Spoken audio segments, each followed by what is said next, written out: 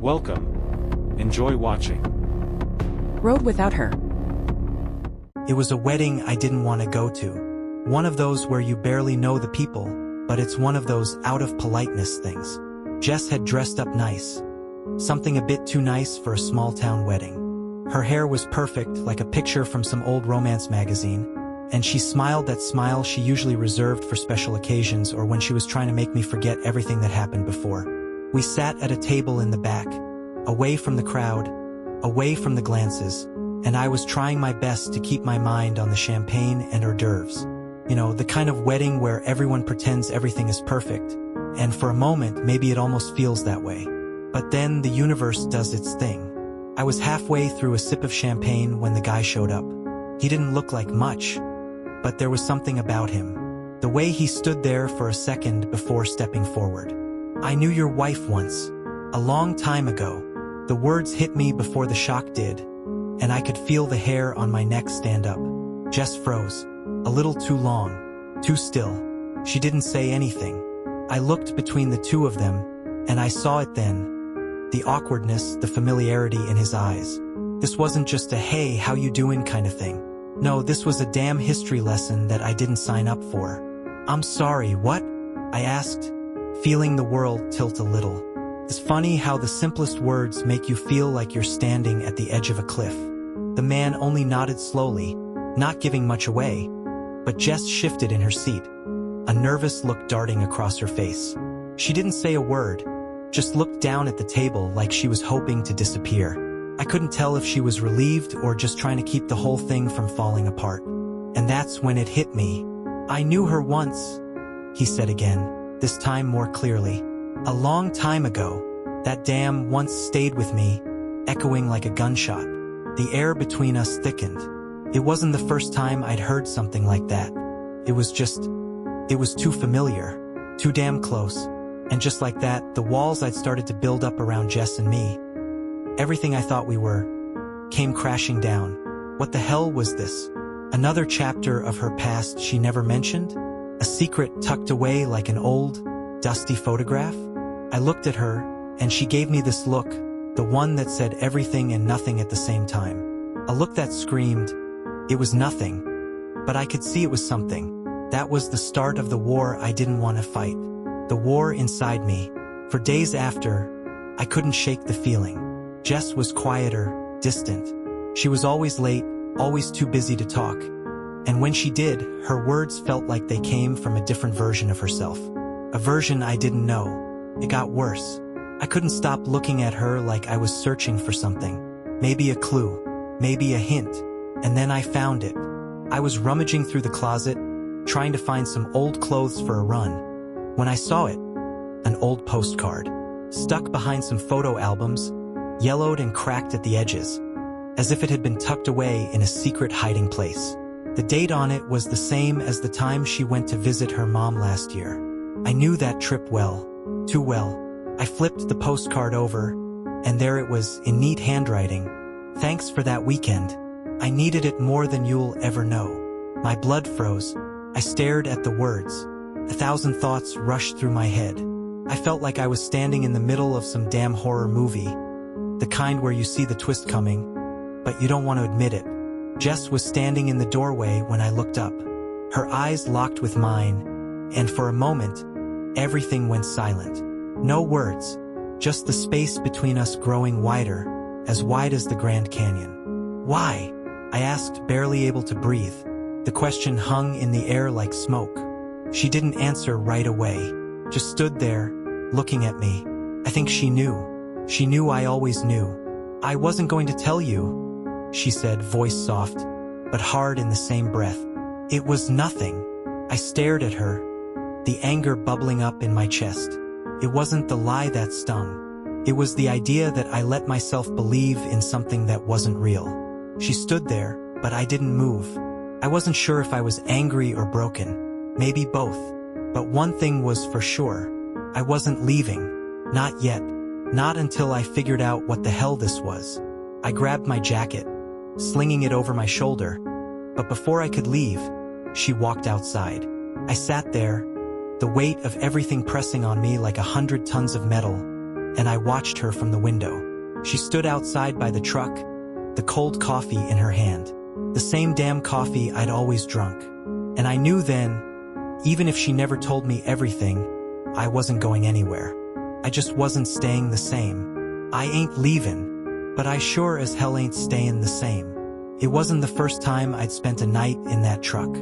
Hell, it wasn't the first time I'd sat there with the engine running, trying to figure out my life. But this time was different. This time, the engine hummed like it was mocking me. Every minute that passed made my blood boil just a little bit more. I could see her through the window, moving around the kitchen, doing whatever she did when she thought I wasn't watching. Maybe making herself coffee, maybe not. Maybe pretending she didn't feel the same damn thing I did. I'd been through hell and back with Jess before, but this felt like something worse. This felt like I was getting played again. And the worst part was that I wasn't sure if she even knew it, or if I was just too damn stupid to see it. Every time I thought about the postcard, it made me sick. How could she have done this? How could she go out there, be with him, and pretend that everything was fine when I was here, believing every word? I'd been a fool. The thing was, I wasn't sure if I could still love her the same way after everything that had happened. But I wasn't going anywhere. I'd made that decision. The night grew colder, and with it, the anger in me only thickened. But that damn look on her face, the one she gave me when she said, "It was nothing," stuck in my head like a broken record. I couldn't decide if I should walk away or sit there and wait until it ate me alive. Just as I was about to get out and walk inside, the door creaked open. Jess was standing there again, this time without the coffee, just her, standing in the cold. Her eyes met mine, and I could feel the guilt dripping off her like rainwater. She didn't speak at first, just stood there, waiting for something. "I don't know what you want me to say, Brad," she finally said, her voice barely above a whisper. "It was a mistake. It's over. I didn't mean for you to find out like this. A mistake." Another word that felt too simple for everything that was breaking inside me. "You didn't think I'd figure it out?" I snapped, my voice sharper than I meant. "Did you think you could keep lying to me and I'd just stay quiet? You've always had a way of making me believe things, Jess. But this is too much." I could feel the heat rising in my chest, that fire I'd kept down for so long. I didn't want to be angry at her, but I was, and I didn't know if I could stop being angry. She stepped closer to the truck, but there was hesitation in her movements, like she wasn't sure if she should be near me. The distance between us, even though we were both standing there, felt like miles. "I didn't want to hurt you, Brad," she said, her voice trembling just slightly. "But you can't expect me to undo everything that happened. I can't erase the past. All I can do is try to make it right. Try to show you that I'm still here, that I'm still trying, that I love you." Her words hung in the air like smoke, and I wanted to believe them. I really did. But after everything, could I? Could I really let myself fall for her again, knowing all the things she'd kept hidden? I opened the truck door slowly and stepped out. The cold air hit me like a slap in the face, but it didn't clear my head. She looked at me, her eyes searching mine, looking for something. A sign. Something that would tell her I was still the same man who loved her without question. But I wasn't that man anymore. Not completely. "You've got a funny way of showing love, Jess," I muttered, my voice rough, worn down by the pain. "I don't know if I can keep doing this. You've got a lot of explaining to do." She nodded slowly, as if she knew exactly what I meant. "I know," she said quietly. "I know." And that was it. That was all she could say. I stared at her for a moment longer before turning toward the truck. I didn't look back. Not yet. Not until I figured out if there was anything left for us to fight for. Because at that moment, I didn't know. And maybe I didn't need to know right away. I'd been a fool to believe we could outrun the past. But maybe, just maybe, we could learn to live with it, together. But it wouldn't be the same. Could never be the same. Not after this. "I ain't leavin', but I sure as hell ain't stayin' the same," I muttered under my breath as I slid back into the truck. The engine rumbled to life, and for a second, I didn't know if I was driving away from her or driving towards something new. The days after that night felt like a blur. Time moved differently when you were stuck in your own head, replaying the same conversations over and over, trying to make sense of what you couldn't. I tried to fill the emptiness with work, long hauls across the country, the kind of mindless tasks that kept my hands busy and my mind occupied. But every mile I drove, every empty road I passed, felt like it was taking me further away from something I wasn't sure I wanted to leave behind. Jess and I barely spoke after that. Oh, we still lived under the same roof, but it felt like we were two strangers coexisting in the same space. She'd give me the quiet smile that didn't reach her eyes, and I'd grunt in return, too proud to ask what was going on behind that mask she wore. The silence between us grew thick, thicker than the fog I used to drive through back home on those lonely nights. It wasn't like we hadn't been through worse before. Hell, we'd seen our fair share of fights, lies, and broken promises. But this felt different. It wasn't just about the things she had hidden from me. It was the fact that I didn't know if I could trust her anymore, if I could trust myself. And yet, in the back of my mind, that damn question gnawed at me every time I thought of her. Could I forgive her? Could I love her again after everything? One evening, I came home later than usual. I'd taken a longer route, avoiding our place for a while, trying to put off whatever conversation was inevitably coming. I needed space, but I knew it wouldn't last. I couldn't hide from her forever. I walked into the house, the front door creaking as I opened it. Jess was sitting at the kitchen table, a half-empty cup of coffee in front of her. The same damn coffee. I could already feel the tension in the air, like we were both waiting for something to break, waiting for the dam to finally crack. She didn't look up as I stepped inside, but I knew she heard me. Her back was to me, but I could see the way her shoulders tensed. I stood there, unsure of what to do. "Jess," I said, my voice rough, "we need to talk." She didn't answer right away. I could see her fingers twitch, like she wanted to reach for something. Maybe the words, maybe the courage. "I know," she finally whispered. "I've been waiting for you to say that." I stepped forward, hesitating for a moment, unsure how to start. The anger was still there, but it was different now. It was more like a dull ache than a raging fire. "I don't know what to say to you anymore," I muttered, the words feeling heavy. "I don't know if I can keep doing this, Jess. I don't know if I can keep pretending that everything's okay." She turned to face me, and for the first time in days, I saw her eyes. Really saw her. Not the woman who was hiding behind her perfect smile, but the woman who was broken, just like me. "I don't know if I can keep pretending either," she said, her voice so quiet I almost didn't hear it. "But I'm trying, Brad. I'm trying to fix this. I'm trying to fix me." Her words hit me like a punch in the gut, and for a second, I couldn't breathe. I didn't want to hear it. I didn't want to be the one who had to carry this weight. But I also knew she wasn't asking for forgiveness. She was just asking me to see her, to see what was left of the woman she used to be, and maybe to see the woman she was trying to become. "I don't know if I can love you the way I used to," I admitted, the words tasting bitter in my mouth. "But I can't just turn it off. I can't stop feeling for you." She swallowed hard, looking at me with a kind of quiet desperation that cut through the air between us. "I don't want you to stop feeling, Brad. I don't want to make it easy for you. I just want you to see that I'm here, and I want you to see me too. Not just the mistakes, not just the things I've done." The silence that followed was heavy, almost suffocating. I didn't know what to say. I didn't know if I was ready to forgive her, or if I ever could. But I also didn't know if I could walk away either. Not when there was still something left. Some small part of me that wasn't ready to give up on her. On us.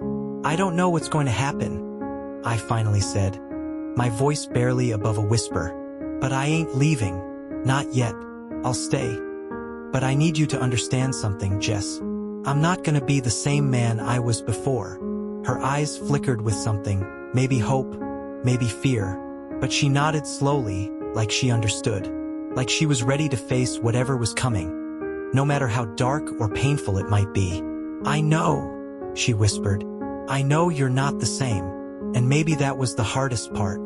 Not the lies, not the secrets, but the fact that we both knew we couldn't go back to the way things were. But maybe, just maybe, we could figure out how to move forward. Together. I wasn't sure if I believed that yet, but I was willing to try. I ain't leavin', but I sure as hell ain't stayin' the same. I muttered again, as if I needed to remind myself. Maybe it was a promise. Maybe it was a warning. Maybe it was both. I looked at her, the weight of everything between us hanging in the air. Let's see where this goes, I said, finally breaking the silence. She didn't smile, but her eyes softened, and for the first time in days, I saw a flicker of the woman I fell in love with. It wasn't perfect. It wasn't even close, but it was something, and for now that was enough. The days that followed were a strange kind of limbo. We existed in a world that was neither here nor there. There were moments when I thought maybe we'd finally turned a corner, that maybe the scars between us would fade with time, that maybe love could pull us through. And then there were moments, silent, painful moments, where I could feel the distance, the things we didn't say, the truth that lingered unspoken between us. Jess and I would sit at the kitchen table in silence, her eyes focused on something distant, mine fixed on the chipped mug in front of me. The silence didn't feel like peace. It felt like a warning, like we were both standing on the edge of something we couldn't control. But for now, we were stuck in it, neither of us willing to make the first move. I spent my days on the road. It was easier there. The truck didn't ask questions. The long stretches of highway didn't require explanations. They didn't need me to be anything other than who I was. I could escape into the rhythm of the road, my hands on the wheel, the hum of the engine in the background. But every time I came home, it was like stepping into another world, one that didn't quite fit anymore. Jess didn't ask where I'd been, and I didn't tell her. She didn't ask how I was doing, and I didn't offer. It wasn't that we didn't care. It was that we didn't know how to care anymore. Not the way we used to. But then one evening, just like that, everything changed. I walked through the door, expecting the usual, quiet, tense, and maybe the faint smell of whatever she'd cooked for dinner that I couldn't really taste anymore. But this time, there was something different. There was an energy in the air. Not the usual thick silence, but something else. Something raw. Jess was standing in the living room when I walked in, her back turned to me. I could tell she was waiting for me, waiting for the right moment to speak. There was a heaviness in her posture, like she was carrying something too big to say. "Brad," she said, her voice shaking. I hadn't heard her like this in a long time. I didn't respond right away, my eyes narrowing slightly as I closed the door behind me. I could feel it then, whatever this was, it wasn't something small. It wasn't something I could just brush off. She turned to face me, and I saw it in her eyes. A kind of desperation, a fear that I wasn't sure how to deal with.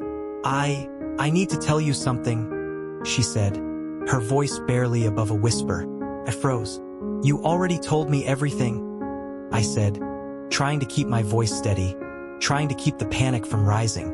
"You don't have to say anything else." But she shook her head, taking a step toward me. "No, Brad. "There's more. There's always more." I didn't know what to think. My gut twisted in knots. I had no idea what she was talking about, but I felt it, the cold dread creeping up my spine. I had spent so long building walls between us, trying to push the truth away, hoping that whatever happened in the past would stay there, forgotten. But that damn postcard, the things I had found, the things I never asked about, it all rushed back in a flash. "Jess," I said, my voice hardening. "What are you saying?"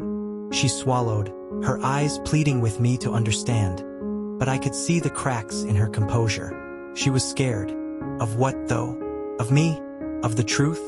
I saw him again, she confessed, her voice breaking. "The man from the wedding. A few weeks ago." My heart sank. "What the hell do you mean you saw him again?" I demanded, taking a step forward. "After everything you—" "No," she interrupted quickly, raising her hand as if to stop me. "It wasn't like that, Brad. He wasn't the reason I wasn't with him. I was just, I don't know.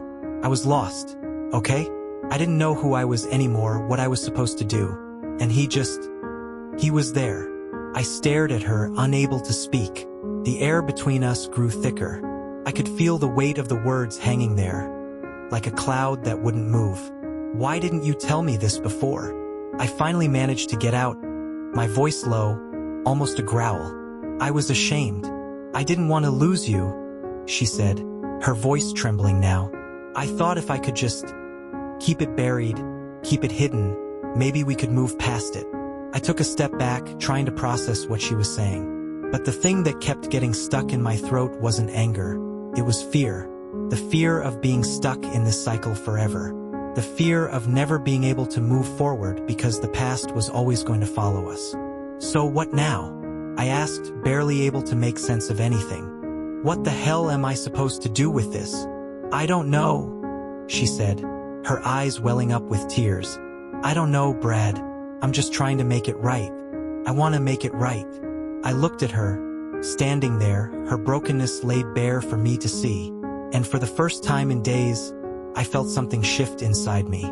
It wasn't forgiveness. It wasn't even love. But it was something.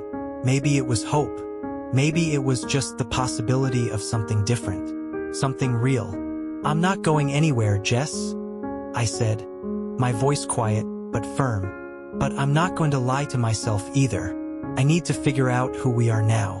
And so do you. She nodded, a tear slipping down her cheek. I'll be here, she whispered, if you want to try. I stood there for a long moment, staring at her, the weight of everything pressing down on me. The road ahead wasn't clear, but it was a road, and I wasn't ready to turn back just yet. I ain't leavin', I whispered again, the words grounding me in something I wasn't sure of yet. But I sure as hell ain't stayin' the same. And with that, the silence between us wasn't so much a weight as it was a space we had yet to fill. The next few days were strange, like stepping into a fog where everything was muffled, unclear, but still moving forward. Jess and we were tiptoeing around each other, careful not to break anything else. But I could feel the tension, the kind you get when you've crossed a line and can't quite figure out where the hell you are anymore. I wasn't sure what I was supposed to feel. Should I be angry, relieved, confused? All I knew was that every time I looked at Jess, I felt a tug, like the pull of a rope I was trying to let go of but kept getting dragged back to. I tried to keep myself busy, working late, taking longer routes on my hauls, hoping that maybe distance would clear my head. But every time I came home, she was there, in the kitchen or on the couch or somewhere in the house, always waiting for me. And when I'd walk through that door, it felt like the world shifted in slow motion. She never asked where I was going anymore. She never said much, actually. She just watched me, eyes soft but tired, like she was waiting for me to say something, to tell her I was still there. But I couldn't because the truth was I didn't know what I was doing. Not yet. Then came the day I couldn't avoid anymore. I just returned from a long trip, and Jess was sitting at the kitchen table, like she always did when I came home. She had a cup of coffee in front of her, but it was cold. It had been sitting there for hours. Her eyes were red, like she hadn't slept much, and her hands were shaking just a little as she wrapped them around the mug. Brad, she said, her voice soft, almost tentative. I need to know if we're doing this, or if we're not. The words hit me like a punch in the chest. For a moment, I couldn't breathe, couldn't say anything. We both knew what this was about. She needed me to decide if I was going to keep holding on or if I was going to walk away. Do what, exactly? I asked, my voice rough. Live this lie, she said, her voice barely above a whisper. This thing we're doing where we act like nothing's wrong, where we pretend that we're okay. We're not okay, Brad, and I can't keep pretending. I can't keep waiting for something to change if you're not in it with me. I didn't know what to say. The truth was, I didn't know if I was in it with her. I didn't know if I could be. But at that moment, looking at her, really looking at her, I realized something. I realized that if I walked away now, it would be because I was too afraid to face whatever it was between us. The mess, the lies, the hurt, whatever the hell we were now. I ran a hand through my hair, trying to keep myself together. I don't know if I can do this, Jess. I don't know if I can go back to pretending like everything's fine, like it was before. I'm not asking you to pretend, she said, her voice breaking. I'm asking you to choose. To choose us. To choose me. I don't want to be just a part of your past. I want to be part of your future. She was looking at me like she was begging me to believe in us. But how the hell was I supposed to believe in something that felt so broken? You want me to believe in us? I said, my voice rough. But I don't even know what us is anymore, Jess. We're not the same people we were when we started. She shook her head, standing up slowly. No, we're not. But I don't want to lose you, Brad. Not over something that happened before. The air between us was thick with unspoken words. I knew she was right that we couldn't keep living in the past. But I also knew that I couldn't just forget everything that had happened. The things she'd kept from me, the things I'd found out on my own. The hurt. I'm here, Jess, I said, stepping closer to her. I'm not leaving, but I need you to understand something. I can't promise that things are going to be the same. I can't promise that I'm going to be the same person you remember. She nodded, tears in her eyes. I don't need you to be the same. I just need you to be real. With me. And with yourself. And that's when it hit me. Maybe that's what we'd been missing all along. The truth. The kind of truth that wasn't about pretending everything was fine. About ignoring the past. It was about being honest with each other. About facing the mess we'd made and figuring out how to move forward together. It wasn't going to be easy. Hell, I didn't even know if we could make it work. But for the first time in a long time, I wanted to try. I ain't leaving, I said again. The words feeling different this time, like a promise. But I ain't staying the same either. Jess wiped her eyes, a small smile tugging at the corner of her lips. That's all I need. And maybe that was enough. For now. It wasn't perfect. It was never going to be perfect. But I couldn't deny it. Something was shifting between us. The tension was still there, like a wire pulled tight between us. But it wasn't as suffocating as it used to be. Maybe we weren't fixing anything. Maybe we were just learning to live with it. The mess, the silence, the broken pieces we both carried. The days after that conversation felt like stepping into a new kind of normal. Jess and I found a rhythm, even if it was a shaky one. We were quiet, still. But it wasn't the uncomfortable silence it used to be. Now, it was almost comfortable. She'd make coffee in the morning, and I'd sit at the table watching her, trying to figure out if I was seeing her or just the woman I thought she was.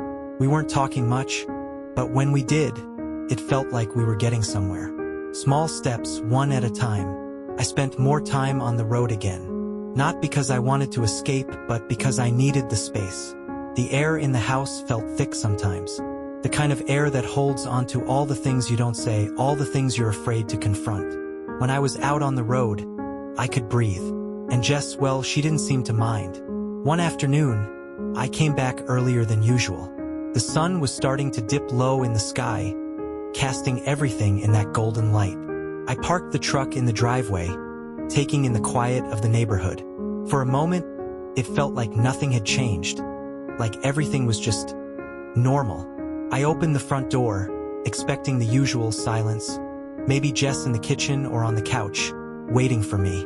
But this time, it was different. She was standing in the living room, facing the window, her back to me. And there was something in the way she stood, something I hadn't seen in a long time, something soft, something vulnerable. Jess, I called out, my voice low. She turned around slowly, like she wasn't sure whether to face me or not. Her eyes were tired, but there was something else there, something I couldn't place. I need to talk to you, she said quietly. I took a step forward, the air suddenly feeling too heavy. My stomach twisted, and I braced myself for whatever was coming next. I had no idea what she wanted to say, but I could feel it, the shift, the moment before everything changed again. What's going on? I asked, trying to sound calm, even though my heart was pounding. She took a deep breath, her fingers nervously fidgeting with the hem of her shirt. Brad, I've been thinking about everything, about us, and I don't want you to think this is easy for me to say, but I can't keep pretending. I swallowed hard, the words hanging in the air between us. I didn't want to hear this. I didn't want to hear that she was done, that she couldn't do this anymore. But I had to. I had to hear it. I don't want to pretend either, I said, my voice rough. I told you that. But Jess, what is this? What are we doing? She looked down for a moment, like she was searching for the right words. When she spoke again, her voice was quieter, almost unsure. I think we've been holding on to something that doesn't exist anymore. Not the way it used to. We're different people now, Brad. We can't just keep trying to fit into the lives we used to have.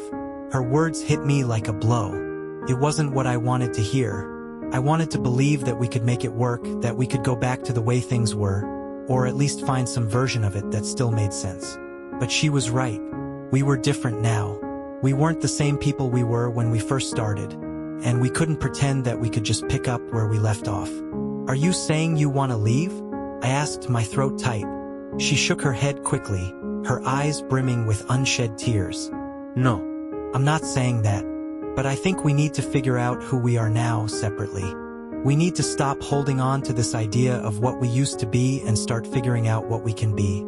If anything, the words hit me harder than I expected. It wasn't that I didn't understand what she was saying. It was that I wasn't ready to hear it. I wasn't ready to admit that maybe, just maybe, we had reached the end of the road. I took a deep breath, trying to steady myself. So what now? You want to break up? No, she said quickly. I'm not saying we should break up. I'm saying maybe we need space to figure things out, to stop pretending everything's fine when it's not. I nodded slowly, trying to process it. I wasn't sure I liked the idea of space, but I understood it. We both needed to figure out what this was, and maybe that meant stepping back for a while. But the thought of being away from her, of letting her slip through my fingers, it wasn't something I was ready to accept. I'm not going anywhere, Jess, I said, my voice barely above a whisper. I don't know what this means for us, but I ain't leaving. Not like this. She looked at me, her eyes full of everything we'd been through and everything we still had to face. And in that moment, I realized something. Maybe this wasn't about fixing everything or going back to the way things were. Maybe it was about learning to live with what we had now. The broken pieces, the lies, the mistakes. Maybe love wasn't about perfection. Maybe it was about accepting each other in spite of everything. I ain't leaving, I repeated, a little louder this time, trying to make myself believe it. But I sure as hell ain't staying the same. And for the first time in a long time, Jess didn't look away. She just nodded like she understood. Maybe that was enough for now. Maybe, just maybe, it was enough.